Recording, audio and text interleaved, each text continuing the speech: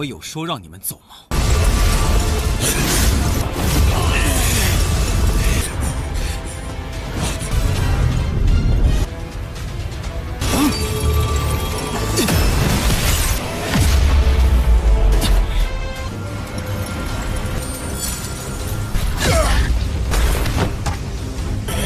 斗圣，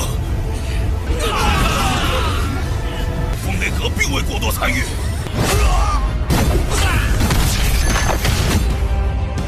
Halo kalian semua, selamat datang di channel Donghua Master. Bagaimana kabar kalian semua? Mimin harap kalian semua baik-baik saja. Dan pada video kali ini kita akan melanjutkan alur cerita dari serial Donghua Battle Through the Heaven episode ke-172.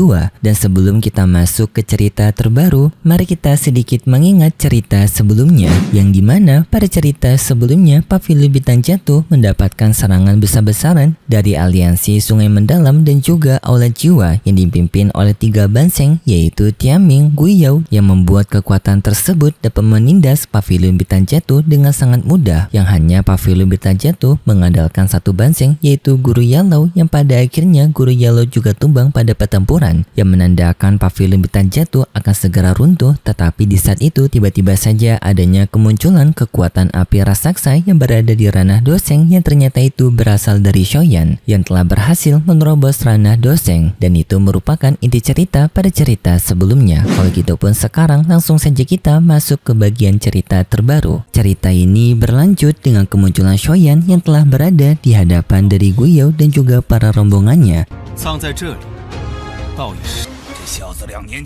Yang di sini Guiyou dibuat sangat kaget karena Shoyan yang telah berada di ranah Doseng, padahal terakhir kali mereka temu Shoyan masih berada di puncak dari ranah Dozun. Dan di sini pun Guiyou sadar kalau Shoyan sekarang harus segera dimusnahkan. Yang di sana Guiyou bersama Tianxun ketiga mereka menggabungkan serangan mereka dengan mereka melepaskan serangan dari 1000 pengunci jiwa.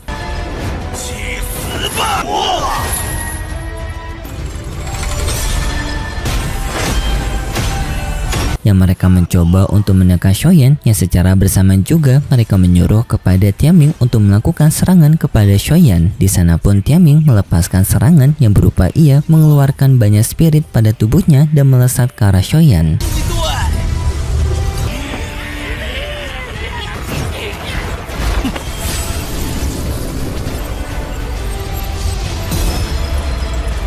Tetapi di sana Shoyan ia langsung melepaskan serangan, yaitu ia mengeluarkan teknik barunya yang ia dapatkan setelah menerobos ranah Doseng ini. Dengan teknik tersebut mengeluarkan cincin api, yang cincin api itu melenyapkan semua serangan mereka.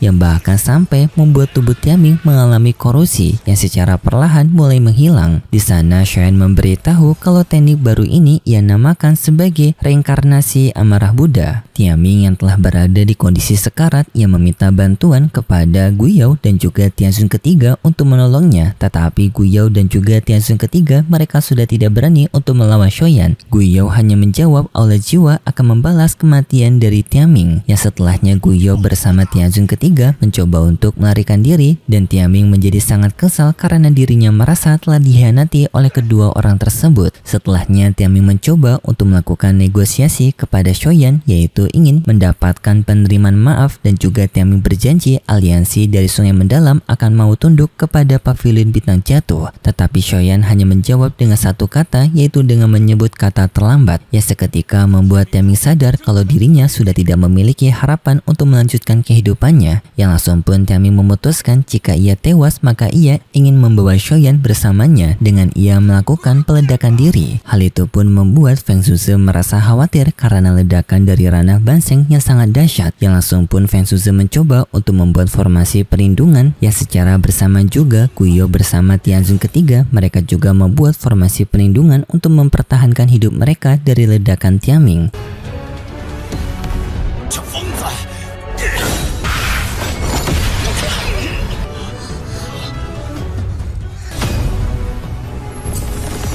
ledakan Tianming dikeluarkan yang untungnya di saat itu Shoyan membuat perlindungannya sendiri yang sangat besar, yang perlindungan itu melindungi pavilion bintang jatuh yang membuat semua orang menjadi sangat lega. Tetapi di saat itu Shoyan merasakan adanya sesuatu hal yang mencurigakan dari salah satu anggota pavilion bintang jatuhnya, dan tanpa salah satu anggota itu mencoba untuk melarikan diri, tetapi Shoyan langsung mencegahnya dan Shoyan menyadari bahwasanya anggota itu telah dirasuki oleh jiwanya Tianming, yang langsung pun Shoyan mengeluarkan jiwanya Tianming dari pemuda tersebut, yang secara bersamaan juga Shoyan memusnahkan jiwanya Tianming. Dan untuk Guiyou bersama Tianzun ketiga, mereka semakin ketakutan dengan situasi ini dan mereka pun mencoba untuk segera kabur. Shoyan menyadari kedua orang tersebut dan Shoyan mencoba untuk mencegahnya menggunakan teknik reinkarnasinya kembali. 我有说让你们走吗？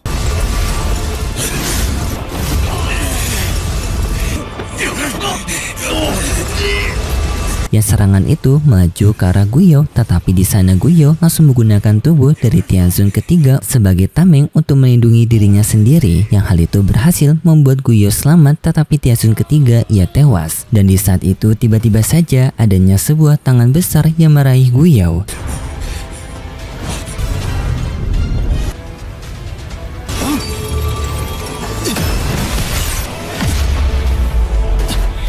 Dan Shoyan mencoba untuk menghancurkan tangan tersebut, tetapi sayangnya gagal karena tangan tersebut yang berasal dari kekuatan ranah doseng juga. Dan di sana Guiyou menjadi sangat senang karena nyawanya yang terselamatkan. Tetapi Shoyan mencoba untuk menyerang Guiyou kembali dengan ia memadatkan energinya dan melepaskan sebuah tembakan ke arah Guiyou.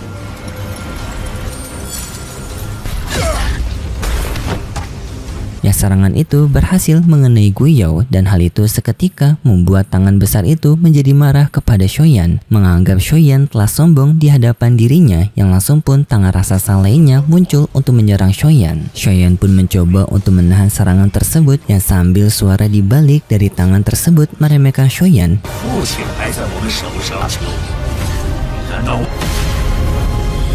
Dan juga mengatakan kalau Shoyan tidak boleh lupa bahwasanya ayahnya masih berada di tangan mereka. Dan suara di balik itu memberikan saran kepada Shoyan jika ia ingin menyelamatkan ayahnya, maka Shoyan harus pergi sendirian ke aula jiwa. Dan setelahnya tangan itu menghilang bersama dengan Guiyou, dan di sana Shoyan juga menjadi sangat kesal dan ia berjanji kalau ia akan datang ke aula jiwa untuk menyelamatkan sang ayah. Tetapi setelah itu Shoyan dibuat sedih karena banyak anggota dari pavilion bintang jatuh yang telah menjadi korban akibat penyerangan ini, dan Shoyan pun berjanji kalau ia akan membuat aliansi dari sungai mendalam membayar semua ini. Sedangkan di lain sisi kita diperlihatkan dengan kediaman dari keluarga Han yang mendapatkan penindasan dari pavilion guntur angin.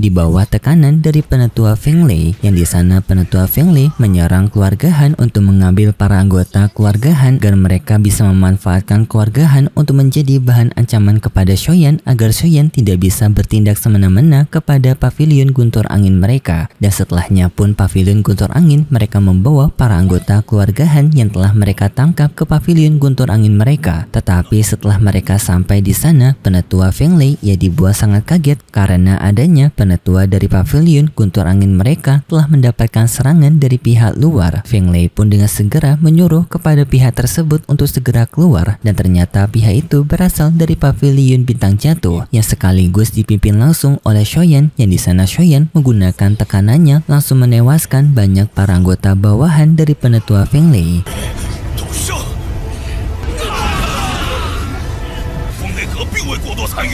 Tetapi di sana Feng Lei yang langsung mencoba untuk mengancam kepada Shoyan, yaitu menggunakan para anggota dari keluarga Han, yaitu ia menggunakan kekuatan gunturnya mengancam jika Shoyan bertindak gegabah maka ia akan menewaskan keluarga Han. Tetapi hal itu semakin membuat Shoyan marah kepada Feng Lei karena Feng Lei yang berani untuk mengancamnya. Sekaligus juga Shoyan masih dibuat ingat dengan tindakan dari pavilion guntur angin yang telah banyak menindas dirinya pada kejadian dulu, dan ditambah dengan banyak jatuhnya korban yang tewas akibat peperangan aliansi sungai mendalam sebelumnya. Hal itu semakin membuat amarah Shoyan kepada Feng Lei semakin meningkat, dan Shoyan pun langsung melepaskan serangannya ke arah dari Feng Lei dan juga rombongan dari pavilion guntur angin lainnya.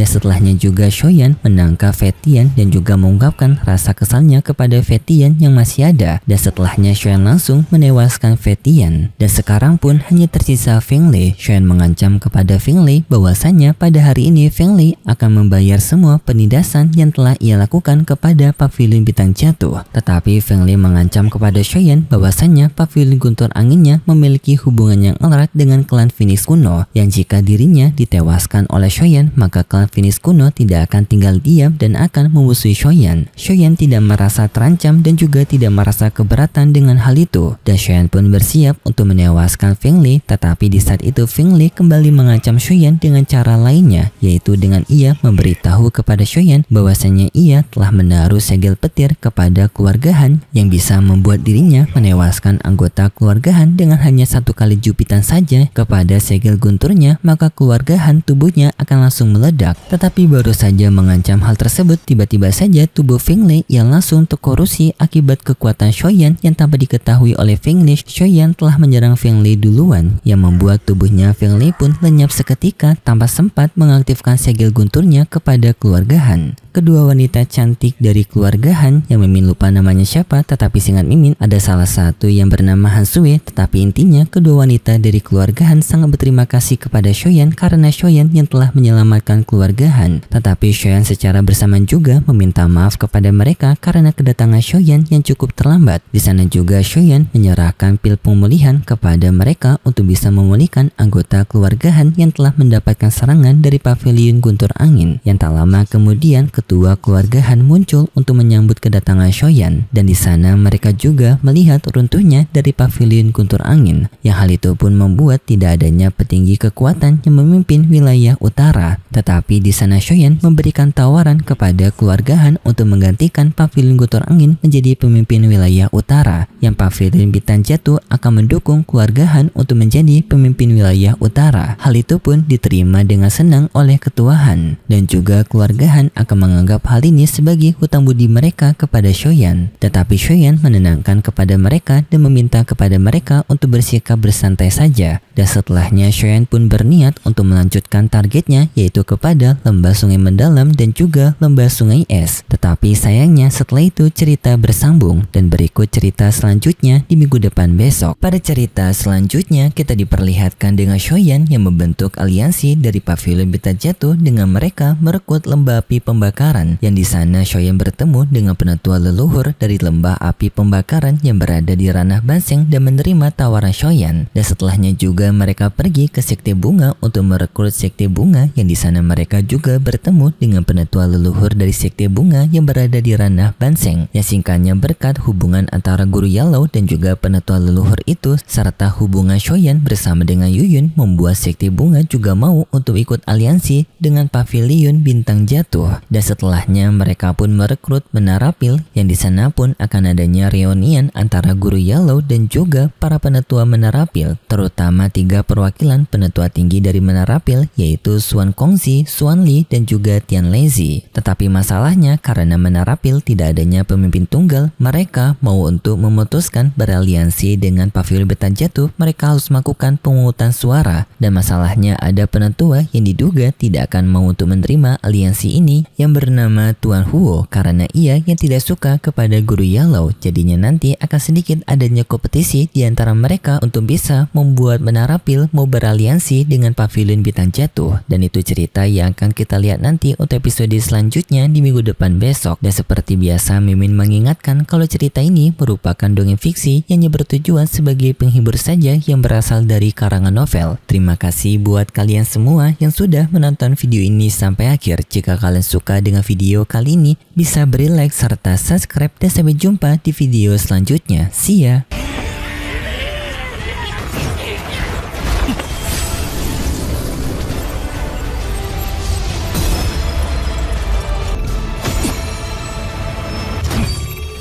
我有说让你们走吗？